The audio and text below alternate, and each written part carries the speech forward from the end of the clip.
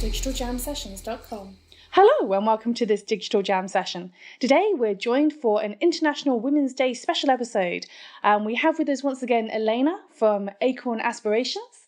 We have with us Marta from Freeformers. Hello. And we have with us Francesca from Slanted Door. Welcome, ladies. Hi. Hi. Thank you. So today we're here because of an aspirational event called Acorn Hack, where we have lots of young ladies from the ages of what age, Elena? From age 12 until 18, I think our eldest one is 18. Okay. So it's Acorn Hack Girls on Twitter. And we've been trending as top 50 hashtags on International Women's Day, 8th of March.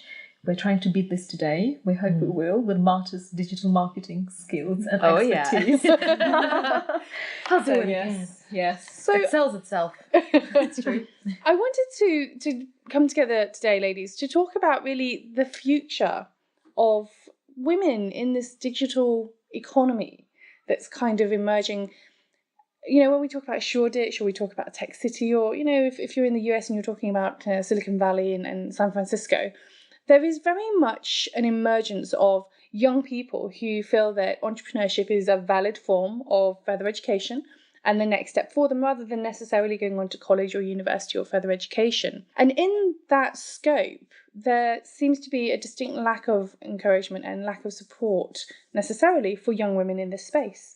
And that's one of the reasons why we've seen so much, you know, encouragement through government and through wider organisations to really encourage girls in STEM and women in STEM and all these other wonderful variations on the theme. And I'm curious to understand from you, first of all, Elena, what the inspiration was to run a girl-specific event. Obviously, it is in connection with International Women's Day, but why you felt it was so very important to provide that support and that opportunity for young girls. Well, what I've said many times is what we cannot see, we cannot be. So it's important that girls actually do see other women, adults who code, and women, females who are CEOs and founders. So until they know there are many of us around, they won't have those aspirations to be like us or see us as role models. So role models is what we've created today, or we've asked today, to work with the young girls to help them on their journeys towards tech entrepreneurship. And this is something hugely important and very much underrated and underestimated by the education. Education in this country is really lagging behind. It's very archaic, it's very old, it hasn't changed in 60 years.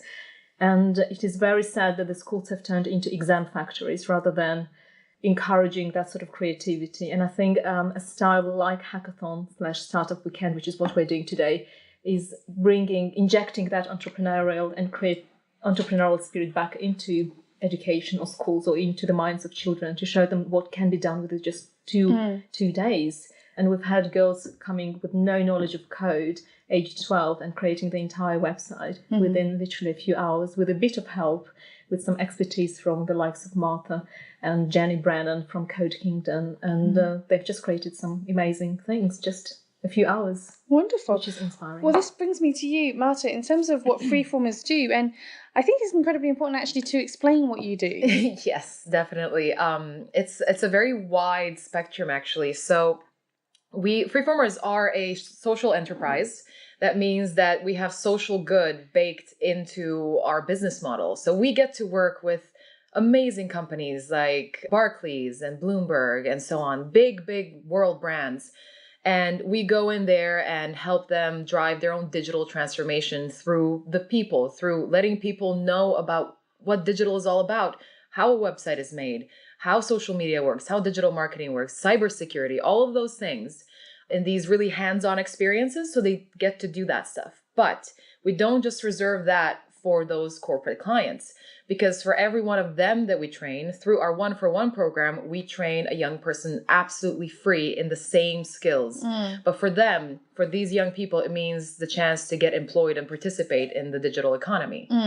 So it's a very, very worthy, sort of worthwhile thing to do. And it's something that actually is a driving force behind the people that work in the company. It's something that I'm definitely very passionate about. It's something that I would have been doing either way, but I feel that there's a bigger impact through sort of joining with Freeformers to do that. Okay, so in the context of freeformers and what you do from educating young people perspective, do you think there is a minimum low bar in terms of the age range at which you would start to teach somebody some of these skills? Personally, absolutely not. I grew up with computers. I was on computers literally since before I could walk or talk. I was mashing buttons on it. And to me, then that was just a very organic process to keep exploring that space. For me, it's actually a very funny thing to deal with women in tech or, be hyper aware of the gender of the people around me, because I've always been involved in very traditionally masculine things. I was in the heavy metal community. I was a road technician for a band. I was, so I'm involved in martial arts and things like that. And I never considered my gender to be a limit because I was immersed in these kinds of things from a very, very early age, from before I can remember. So the earlier the start, the better, really. It just doesn't mean that, we're going to get 5-year-olds into a freeformers workshop where they all sit around a table and code. No, it has to be, delivered in an age-appropriate way. Absolutely. I do think it is interesting because we are in this generation now where, we call them the digital generation, when we kind of see children of less than 2 years old already trying to swipe, a magazine. My niece, when she sees my iPad, goes crazy. Yes, and so 4 months, 6 months, he was already doing this. So we're kind of already hard coding this generation into the assumptions of behaviours with technology and devices. But I am curious to hear from you, Francesca. Obviously, you've got a lot of governmental experience, and perhaps it's worth explaining a little bit more about what you do. Yes, so I run Slanted Door Communications, which is an integrated comms and marketing boutique agency, i.e. myself, with the potential to scale eventually. But I come at this from having had quite a lot of experience as a lobbyist and also just working in older, more established industries, now changing my focus and looking at this digital world and the growing economy and how fast the rate of change is. Even, 5 years ago, we would never have just got on a train in the morning, gone to a business meeting, sent some emails, sent some tweets, ordered a book online, all of that kind of stuff. It's changing hugely quickly. Government regulation can't necessarily keep up. So I think that's quite a significant barrier is digital literacy amongst policymakers. Yes, definitely. Absolutely.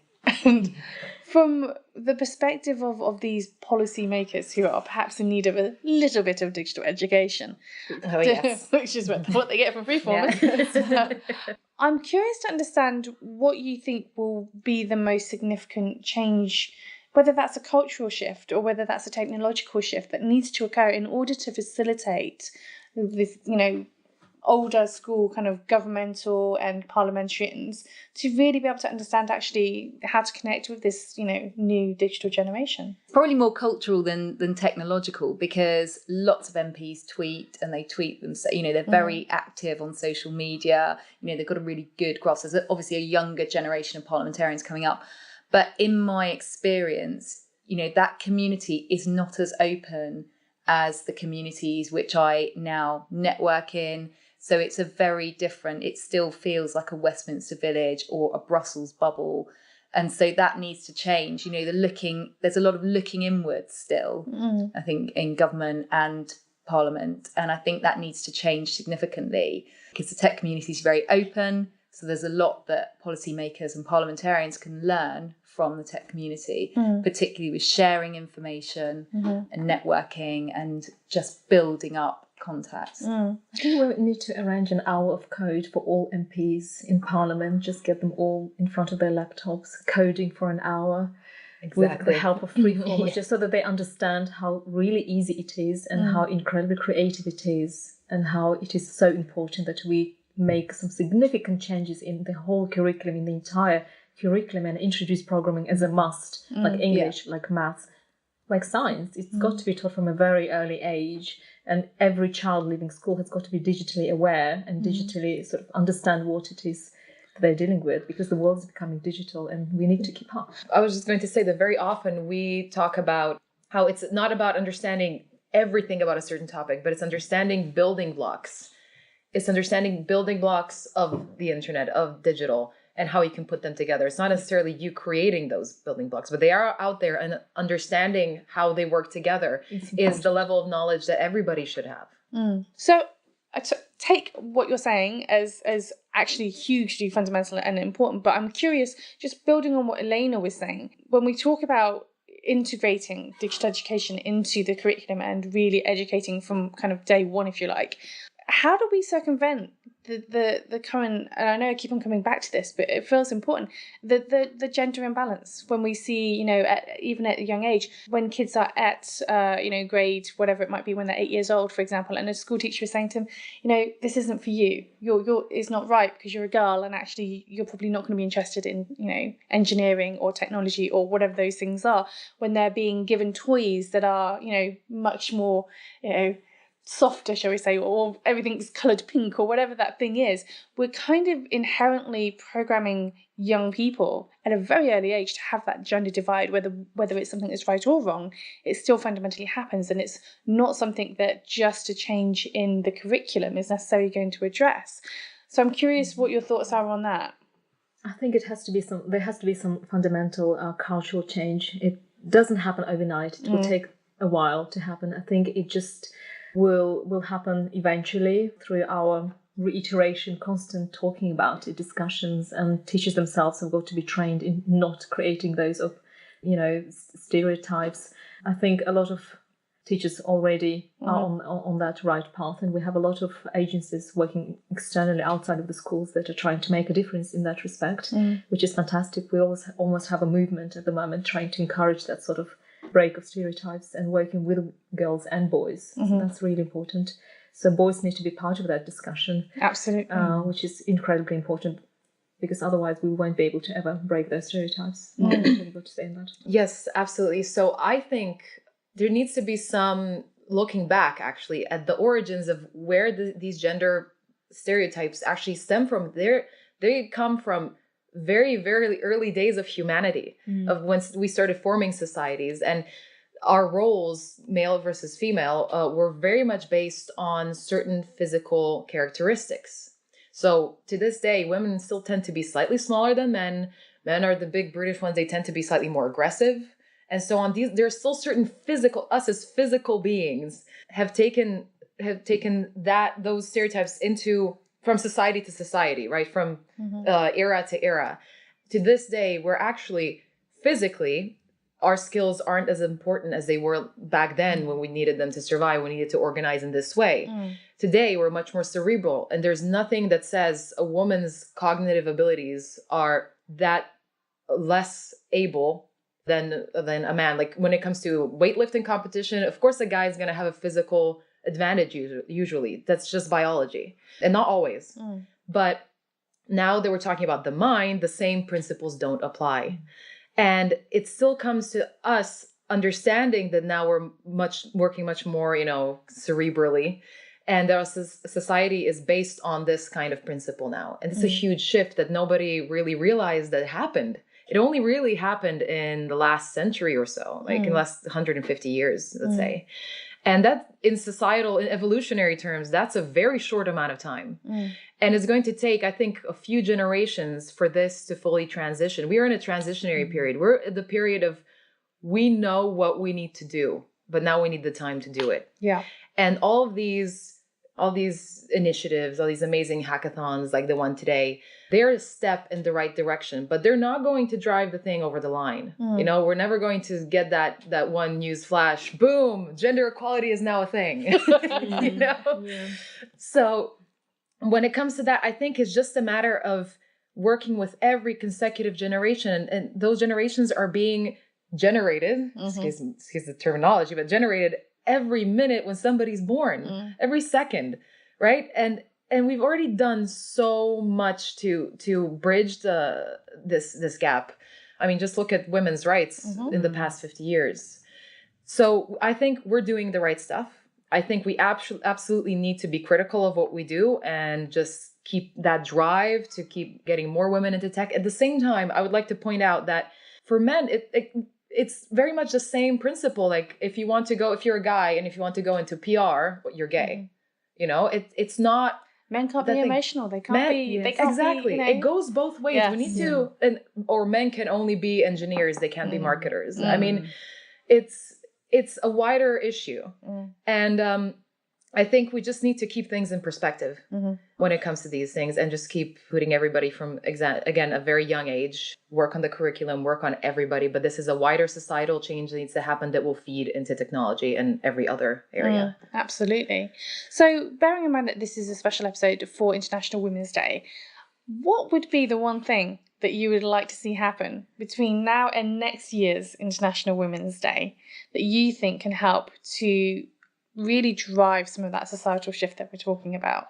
And I'll be interested to hear your thoughts on this, Francesca. I'd actually quite like people not to have so many preconceived ideas about what is right and what isn't right. And it's quite an interesting example. I used to work for quite a large company. They took 15 graduates, 13 were female, 2 were male. After 6 months, the girls went and wanted to join something. We had a specific women's network.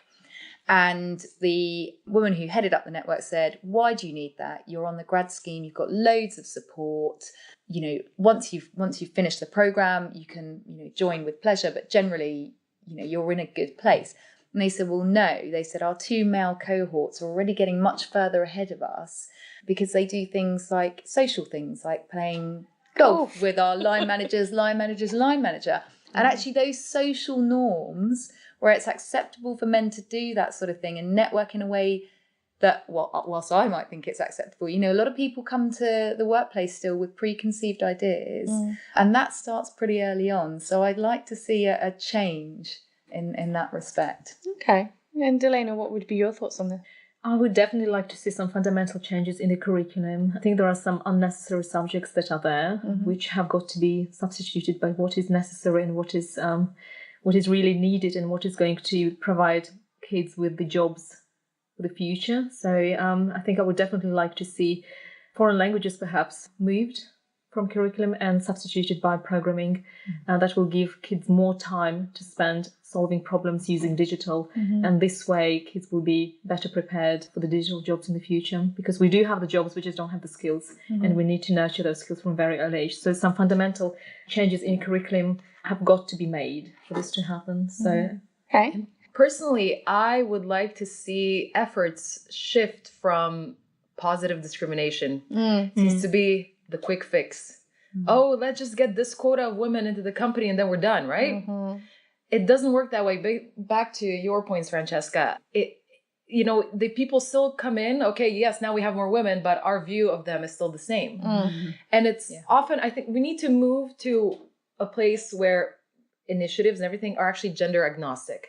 They're based on capabilities, on talent, on your ability and passion to do something, as opposed to for me, for example, I'm an example. I'm a female immigrant in tech, right?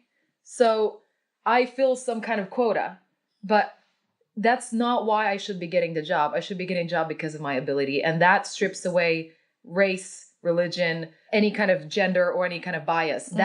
That's where I'd like for these initiatives to go eventually. We're not there yet, again, but that's where I think that's the next stage, because now we're getting slightly saturated in certain events. So combining these different events together into something that's more gender agnostic and just generally inclusive. Wonderful. Okay. Well, I want to thank you all for joining me on this special Women's Day episode. But one of the things that we normally do on our Digital Jam sessions is to let our listeners know your social media handle of choice so that they can follow you and find out a bit more about what you do. If you'd like to share with us your social media handle of choice, Elena. Yes, it's Acorn Aspiration without an S. And we're at the moment trending under Acorn Hack Girls or Acorn Hack. So you can check us out, what we get up to. We will be getting up to a lot this weekend. Wonderful, thank you. And Marta? So you can find me on Twitter at Martholio. For those of you who know your pop culture references, you'll get it. Bit of an inside joke. But otherwise, my full name, Marta Svetek, will pretty much you'll find me everywhere. So feel free to add. I'm on Twitter as @slantedcomms or Google Francesca Woodhouse. Wonderful. Well, thank you once again for joining us on this Digital Jam session. And thank you for listening. If you enjoy this content, don't forget to subscribe and review. And follow us on Twitter at Digital Jam Ltd. Thank you once again for listening. Thinking of starting your own podcast? Why not speak to the GL Pro UK team? They handle all of our podcasting service needs. Tell them that Digital Jam Session sent you and you'll get 10% off your first order. Find out more at www.glpro.co.uk.